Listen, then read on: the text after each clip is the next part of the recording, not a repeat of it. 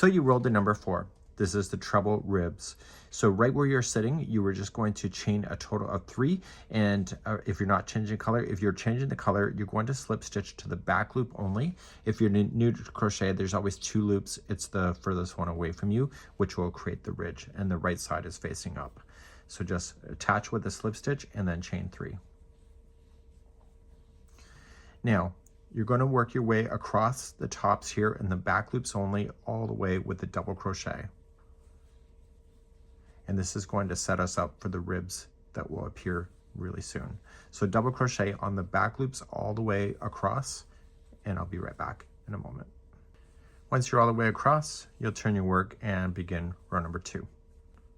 Row number 2, chain up 1 and just single crochet yourself all the way back using the regular stitches, and complete row number 2 in this manner. And go into the last turning chain. Don't go into a space because it'll create a bigger space than what's already there. It naturally opens up on its own anyway. So just single crochet and then turn your work, and we'll begin row number 3. Row number 3, we're going to chain 3, which will count as your first double crochet. And 2 rows below, you have these double crochets that are down here, and you are going to apply a treble crochet in the front post around that. So wrap the hook twice and go behind the post from one side to another and pull the yarn through, and then yarn 2, pull through 2 and 2 all the way back up.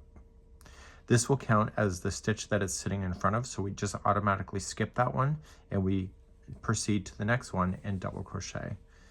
And so our repeat going across is that you are going to skip this one and just go right here, okay? And you will do a front post treble, and that counts as the one that it's sitting in front of, so just skip it and then double crochet in the next. Okay, so you'll do this all the way across. Nice and easy repeating. And just meet me at the end of the row in a moment. In keeping with the repeat, the last one is just a double crochet, just like that. So you're going to turn your work, and let's move on to row number 4.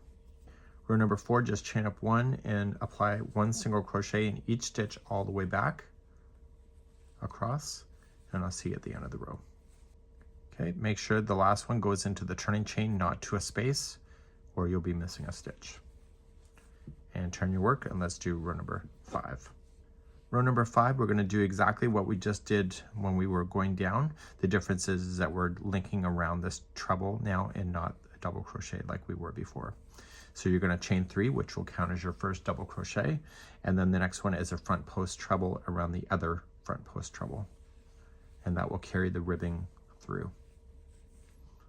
The next one is a double crochet, so it counts as the one it's sitting in front of, so that skips that one and just go right there. That's the biggest problem that people have with ribbing, is that they don't think that they're skipping a stitch on the main row. So the next one is a front post treble around the front post treble, and then a double crochet in there. Even as an experienced crocheter, I tend to lean it forward, know that I'm skipping, and go right there. And you'll do that all the way across for this row, and I'll be right back in a moment. The last stitch is just a double crochet in the last, there you go, and we're going to turn our work and do our very last row. In row number 6, we're looking at the wrong side now, and it's just a single crochet all the way across, and roll the dice to see if you're going to continue with this color, and if not, you're going to be fastening off, and you'll see me on the next stitch combination that you roll in just a moment.